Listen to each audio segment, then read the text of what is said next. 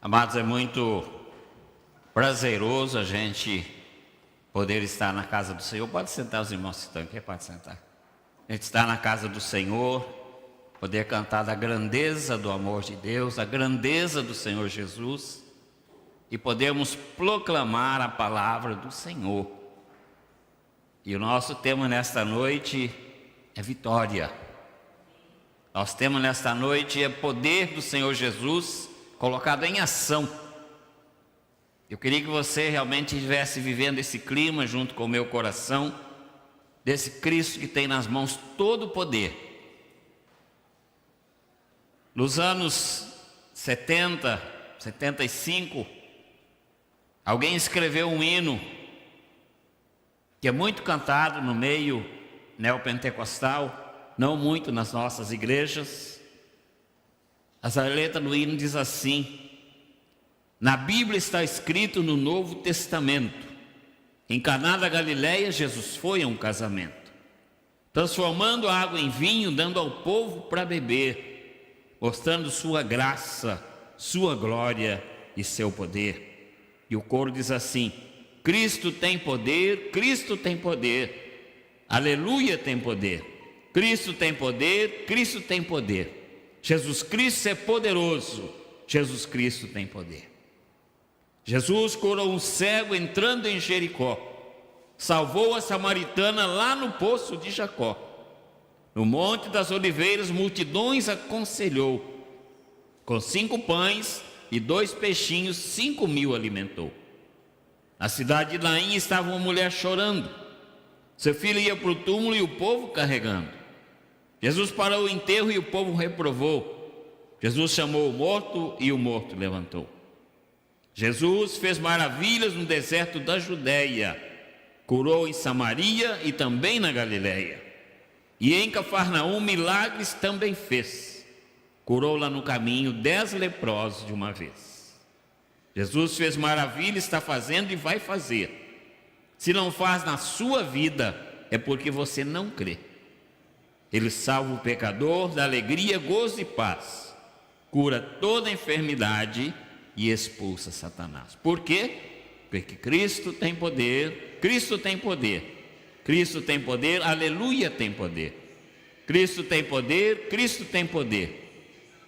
Jesus Cristo é poderoso, Jesus Cristo tem poder. Eu não sei quantas pessoas conhecem esse hino, mas ele foi muito cantado nos anos 80, até o meio dos anos 90, depois parece que ele deu uma paradinha, mas ele foi gravado pelo cantor Luiz Carvalho. Irmãos, o nosso texto desta noite é Lucas capítulo 8, versos 26 a 34. Abra sua Bíblia, nós leremos de maneira responsiva, para que você participe bem do texto e viva o texto junto comigo, junto com meu coração. Lucas capítulo 8, versos 26 a 34. Diz assim a palavra do Senhor: então rumaram para a terra dos Gerazenos, fronteira da Galileia.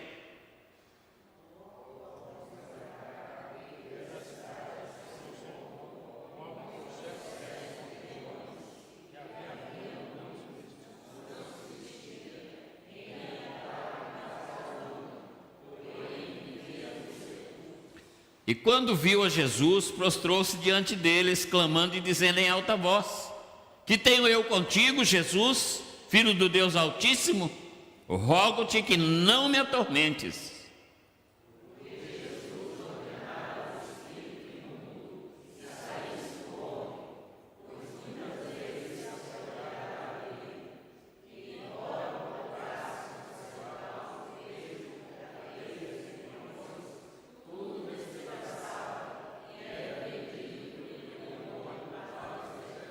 Perguntou-lhe Jesus: qual é o teu nome? Respondeu ele: Legião, porque tinha entrado nele muitos demônios.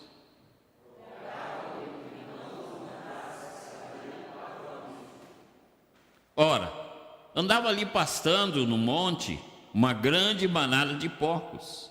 Rogaram-lhe que lhes permitisse entrar naqueles porcos. E Jesus o permitiu.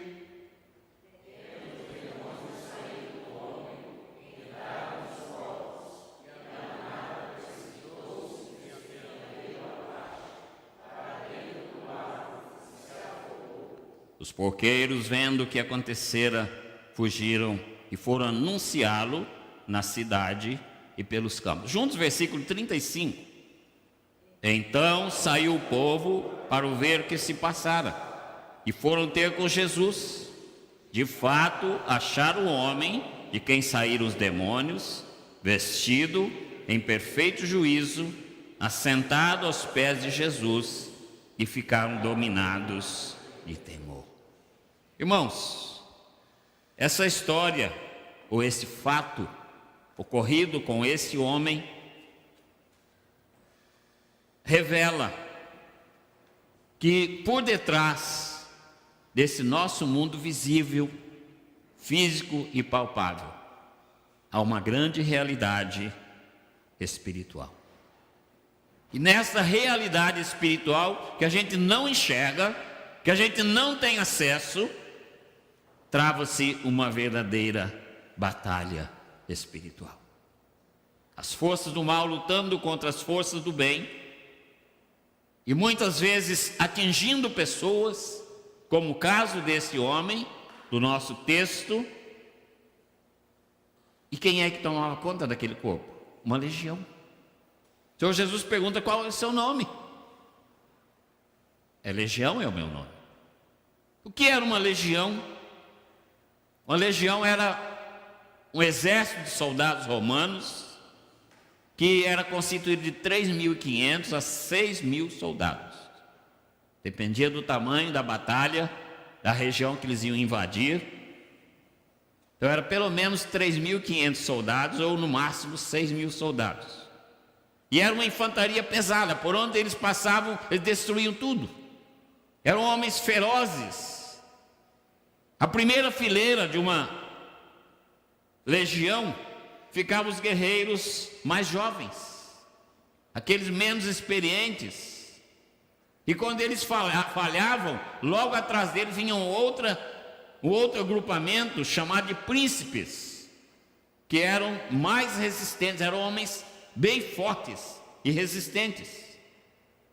Na terceira fileira vinham aqueles soldados mais experientes, que entravam no momento decisivo da batalha. E ainda tinha outra parte, que era aqueles que carregavam as bandeiras. Cada grupo desse tinha uma bandeira. Então havia um grupo que carregava as bandeiras para localizar os soldados onde eles estavam. Como eu já disse, a gente não consegue ver com os nossos olhos materiais essas batalhas espirituais. Mas o Senhor Jesus traz à luz nesse texto essa batalha, e que Ele é Senhor para vencer toda e qualquer batalha na nossa vida. O que o Senhor Jesus mostra aqui nesse texto, narrado por Lucas? Que existe um sistema de forças invisíveis, muito bem organizado, e cuja intenção é fazer o mal. E os demônios estão por aí, em todos os lugares. Eles são ao nosso derredor, e graças a Deus por isso, que ao nosso redor está o anjo do Senhor, acampa-se o anjo do Senhor. E essa força do mal são agentes que foram expulsos da habitação celestial e se rebelaram contra Deus e foram expulsos.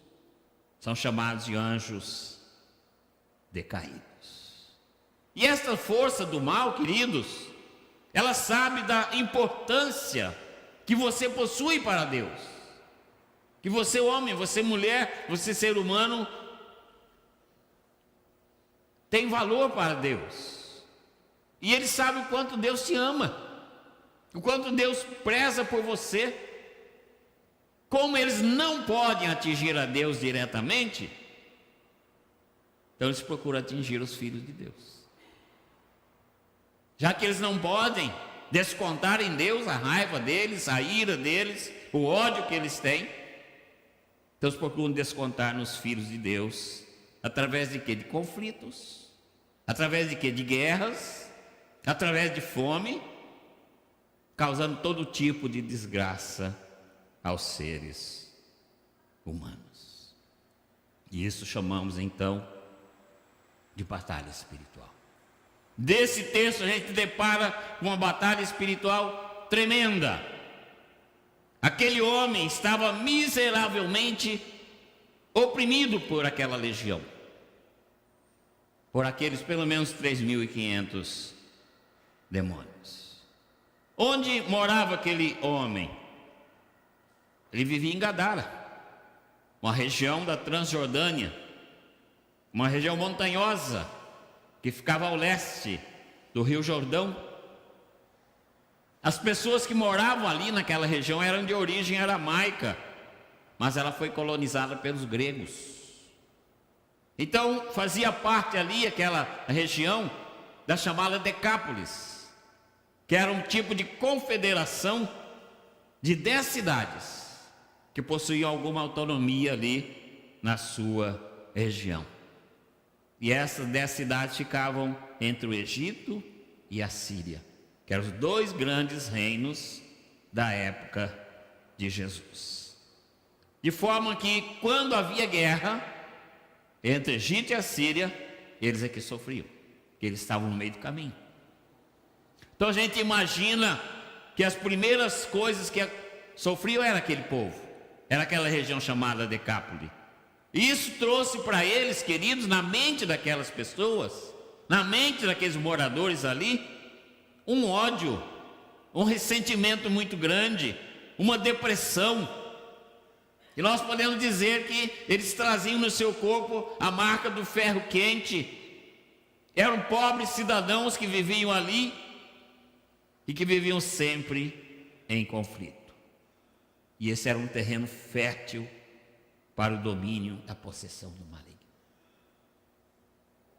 Quando o seu coração está cheio de ódio, quando seu coração está cheio de ressentimentos, quando seu coração está cheio de falta de perdão, quando seu coração está cheio de falta de humildade,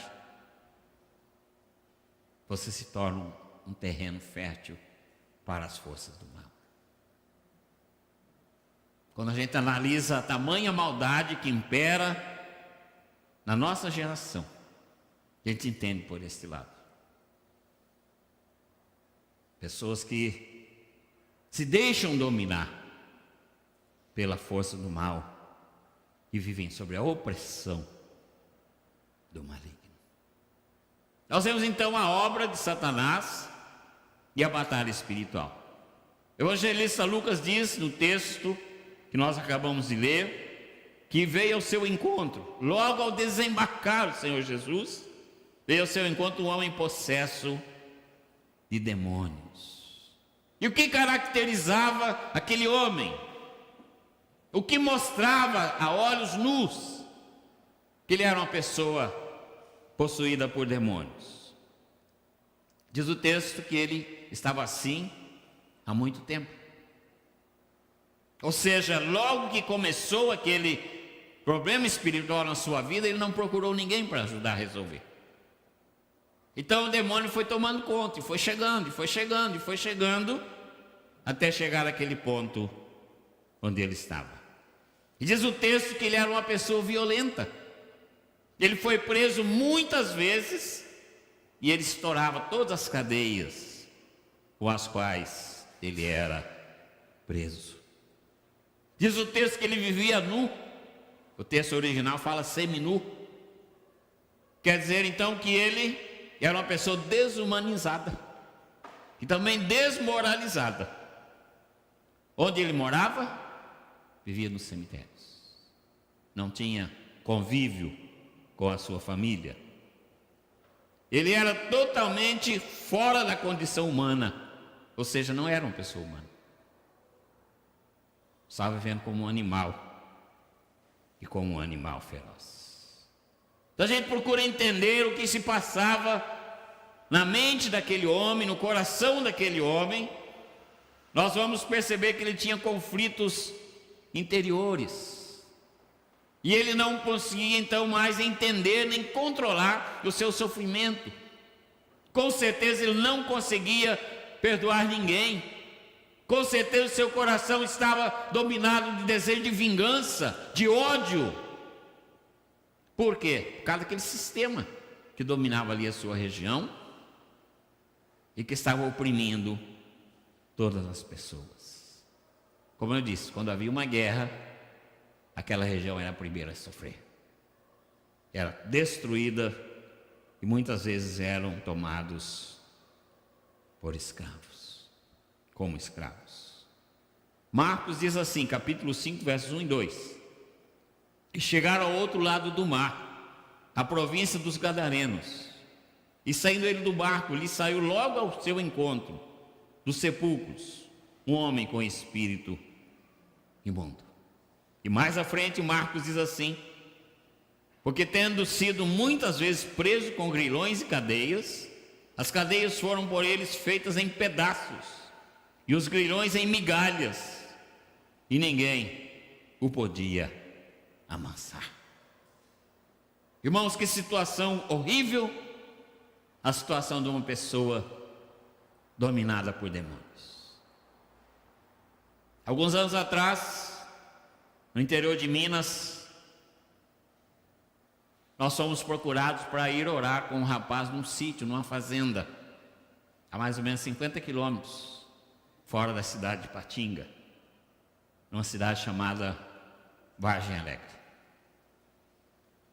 E nós reunimos um grupo, pessoal de oração, que eles disseram que havia lá um rapaz possesso. Então reunimos um grupo de oração, porque nesse momento Jesus disse que é jejum e oração, e nada mais. Nós somos mais ou menos 10 pessoas.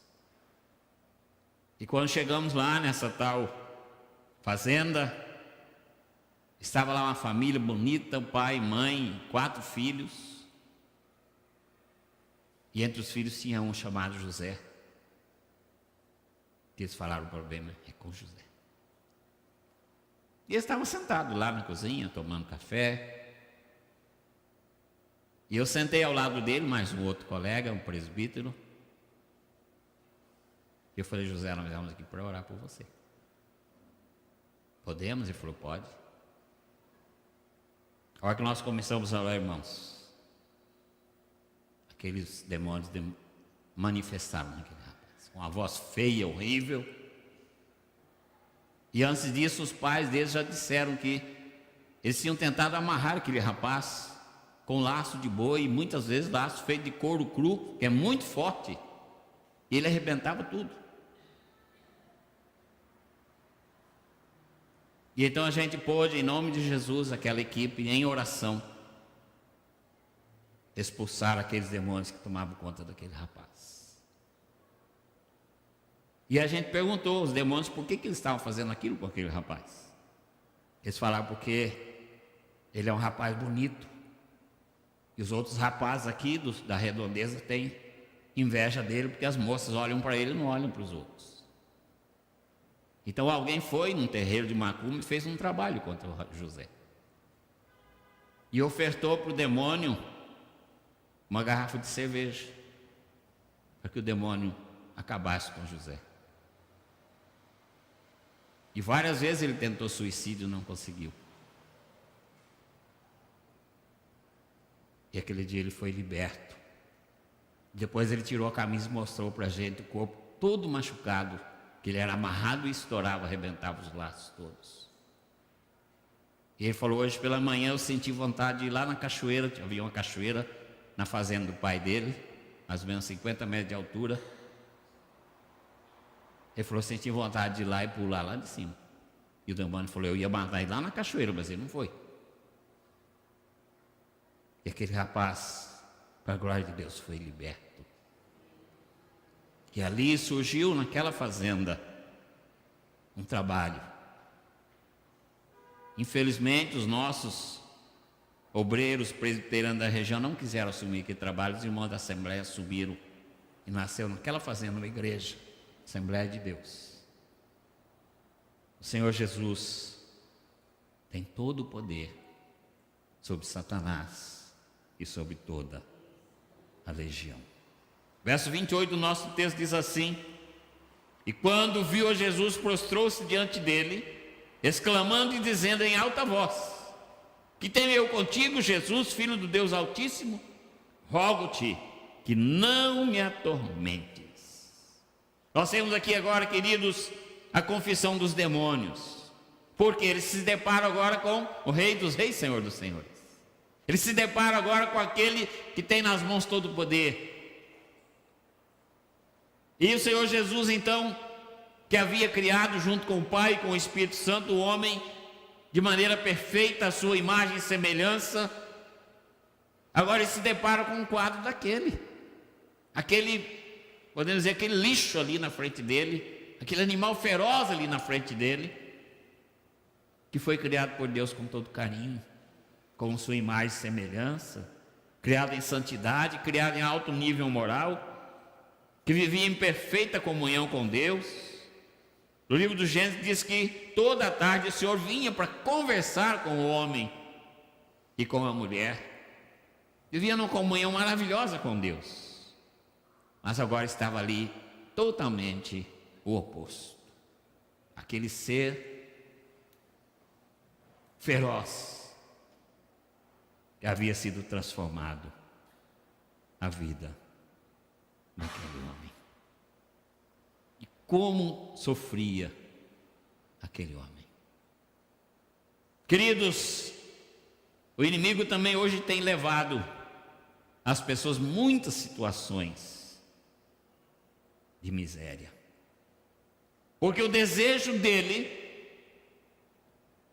é atrapalhar a vida do homem, que é a criação de Deus, que criou segundo a sua imagem e semelhança.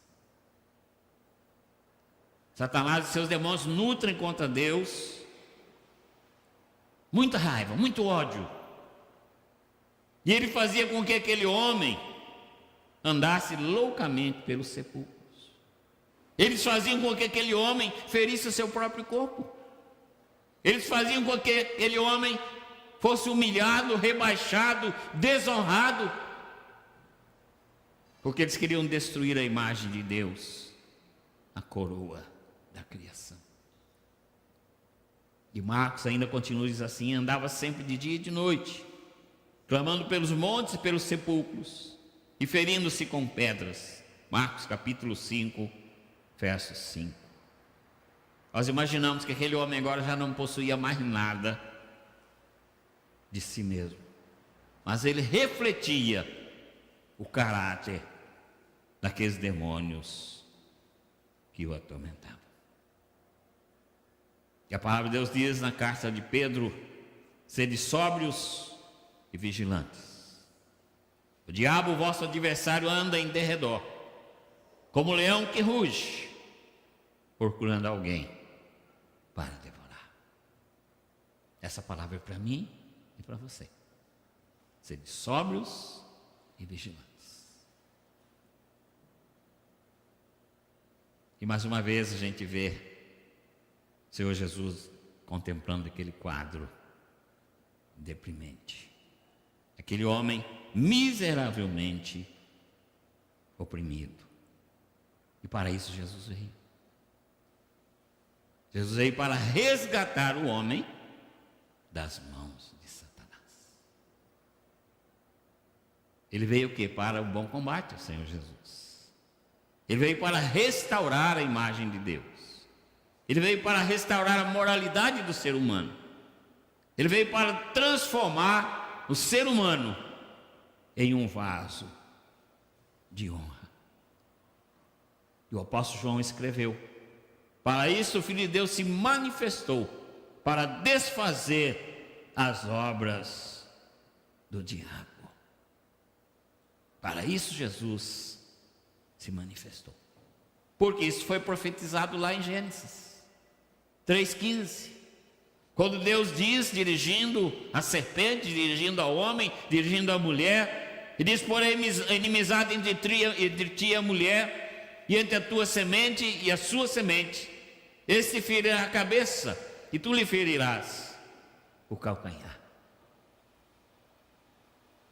Versículo 29 diz assim: porque Jesus ordenara ao espírito imundo que saísse do homem, pois muitas vezes se apoderara dele, e embora procurassem conservá-lo preso em cadeias e grilhões, tudo despedaçava, e era impelido pelo demônio para o deserto. Queridos, nessa batalha espiritual, os demônios não podem resistir à presença de Jesus. Logo ao ver Jesus, eles logo gritaram. E diz o texto que eles se prostraram aos pés de Jesus. Por quê? Eles não podem resistir ao poder do Senhor Jesus. Aquele homem dominado por aqueles demônios, ele era impelido. E a palavra impelir significa empurrado, obrigado. Ele era obrigado o quê? A viver no sepulcro, a se ferir em pedras. Ele era obrigado a ir para o deserto. Ele era obrigado a atacar as pessoas com muita ferocidade. E nós sabemos que o deserto é uma figura da morte, que no deserto não existe nada. E ainda hoje, eles estão por aí, ao nosso derredor, procurando afastar as pessoas da palavra de Deus, procurando afastar as pessoas das suas igrejas e, finalmente, afastar as pessoas do poderoso Senhor Jesus Cristo. Aquele homem vivia como um animal feroz, era amarrado e escapava, uivando pelas montanhas como se fosse um lobo montanhês, escondido pelos sepulcros, quebrando correntes, ameaçando de morte qualquer um deles se aproximava. Marcos capítulo 5, verso 6 diz assim: e quando viu Jesus ao longe, correu e o adorou. Esse é Jesus. Correu e adorou. Verso 28, nós lemos, diz assim: e quando viu Jesus, prostrou-se diante dele. Então, queridos, na presença de Jesus, todos os demônios são derrotados. Por isso que nós tivemos questão de ler o texto, o presbítero Humberto leu, que todo joelho se dobrará e toda língua confessará que Jesus Cristo é Senhor. Filipenses. E também João, capítulo 8, verso 32 diz: se pois o Filho, aliás, e conhecereis a verdade, e a verdade vos libertará. Se pois o Filho vos libertar, 36, verdadeiramente sereis livres. E Jesus diz imediatamente para eles: sai deste homem. Sai deste homem. E eles ainda tentam argumentar com Jesus, porque eles têm de sair, eles têm de obedecer. E o argumento deles é que não queriam ir embora daquela região, porque a região era propícia para eles. O povo ali era escravizado, o povo ali vivia oprimido, o povo ali vivia cheio de ódio, o povo ali não sabia perdoar. Então era uma região propícia para eles. E eles queriam continuar ali. Mas, diante da presença de Jesus, eles ficaram totalmente impotentes. Sabe por quê, queridos? Porque o Senhor Jesus acaba com o cativeiro. O Senhor Jesus acaba com o cativeiro. A libertação operada por Jesus é autêntica. E conhecereis a verdade, e a verdade vos libertará. Se pois o Filho vos libertar, verdadeiramente sereis livres. A voz de comando do Senhor Jesus jamais volta vazia. E a ordem de Jesus, aqueles demônios tiveram de sair, porque o Senhor Jesus faz uma obra perfeita. O que os demônios pediram para Jesus? Querer habitar nos porcos, porque eles são sujos, eles são ferozes, eles vivem na miséria, e o porco representava tudo isso naquela época. Uma vida corrompida, uma vida totalmente alheia. E como o pastor falou ontem, naquela época não podia comer carne de porco. Eles queriam ficar ali. Aqui é a nossa região. Aqui é o nosso lugar. E eles não permitiam, queridos, que o pessoal daquela região respirasse o ar puro do Espírito Santo. Só respirava aquele ar poluído. E eles entraram no lugar certo, no porco, e foram precipitados pelo mar adentro e morreram. Morreram os porcos, não os demônios, né? Os demônios com certeza foram procurar outro lugar para poder operar a maldade deles. Concluindo, nós vemos na libertação desse escravo de Satanás o exemplo penetrante do poder de Jesus, que opera pelo amor. O poder penetrante de Jesus, que opera pelo amor. Nós vemos então, primeiramente, Jesus versus legião.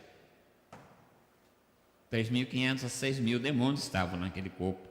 O corpo totalmente dominado por eles, que só fazia o que era mal para si e para os outros, que vivia totalmente solitário.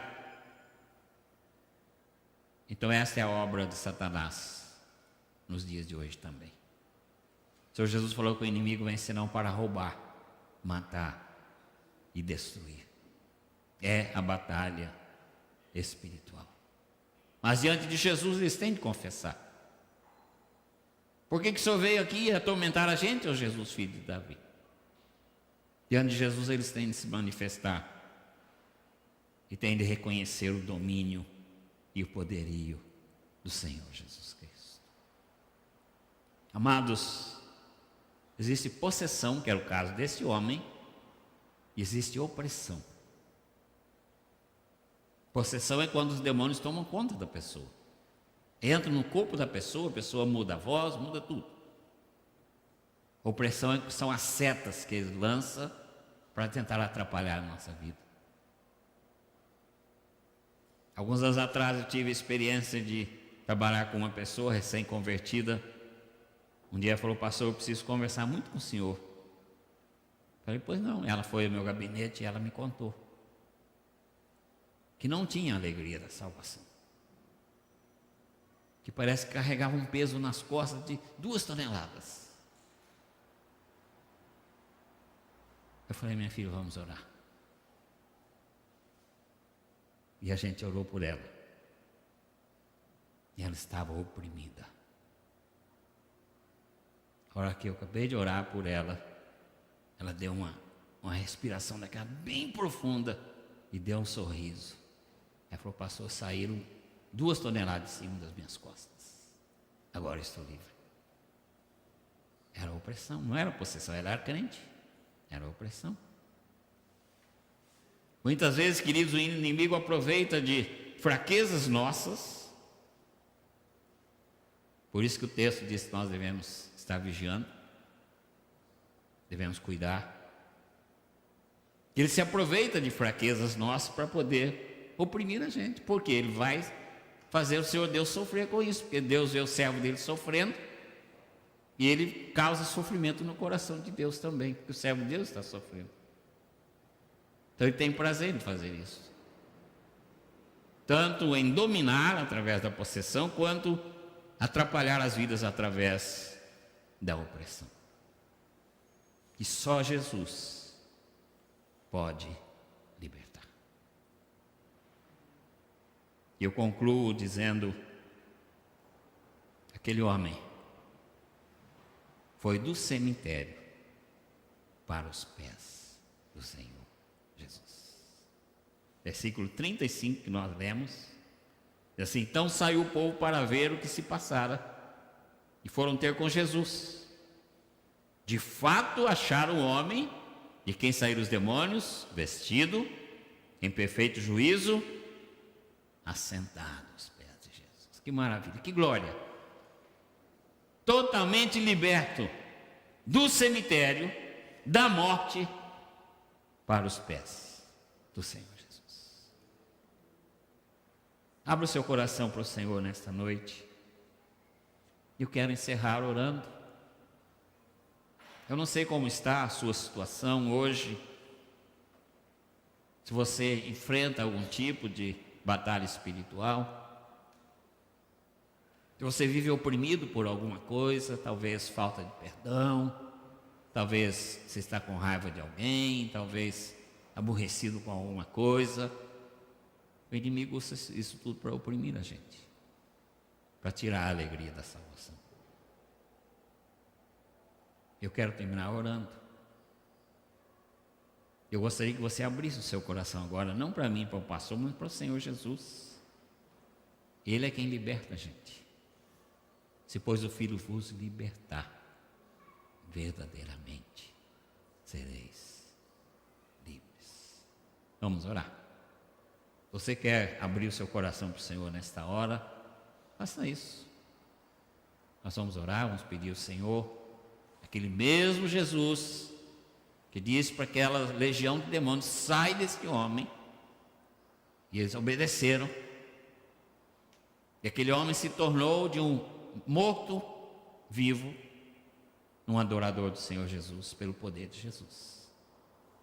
Se você tiver qualquer coisa que está te atormentando nesta hora, qualquer tipo de opressão, coloque isso diante do Senhor Jesus agora, e você vai ser liberto nesta noite, pelo poder de Jesus. Pai querido, nós agradecemos, porque a Tua graça é melhor do que a vida. E a Tua graça, ó Pai, nos foi revelada na pessoa do Senhor Jesus Cristo. Senhor Jesus, nesta hora, os irmãos estão orando, falando com o Senhor. Os corações estão sendo abertos diante do Senhor. Eu quero, como ministro do Senhor, Jesus amado, ministrar a libertação nesta noite. Se há qualquer tipo de opressão, se há algum coração que está preso por falta de perdão, algum ódio, algum ressentimento, algum sentimento de humilhação, liberta, Jesus, nesta noite, para a glória do Teu nome.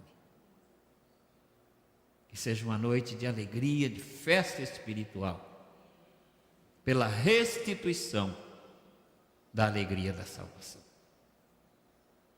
Jesus amado, se existe nesse templo alguém que ainda não o recebeu como Senhor e Salvador, que Teu Espírito trabalhe com liberdade, para que haja também salvação. Jesus, se pela internet alguém que está conosco nesta hora, por esse Brasil afora, ou no exterior, ainda não tem Jesus, e vive oprimido pelo inimigo, liberta, Jesus, nesta noite, para a glória do Teu nome. Nós queremos agradecer, porque nós temos um Senhor maravilhoso, o Senhor que tem poder sobre todas as coisas, o Senhor cujos pés todos os joelhos se dobrarão, que todas as línguas confessarão, e Jesus Cristo é Senhor. Deus Espírito Santo, agradecemos porque o Senhor está presente aqui neste santuário, trabalhando em nossas vidas, para a glória do Deus Pai, para a glória do Senhor Jesus, para a glória de Ti mesmo, ó Deus Espírito Santo. Oramos em nome do Senhor Jesus. Amém.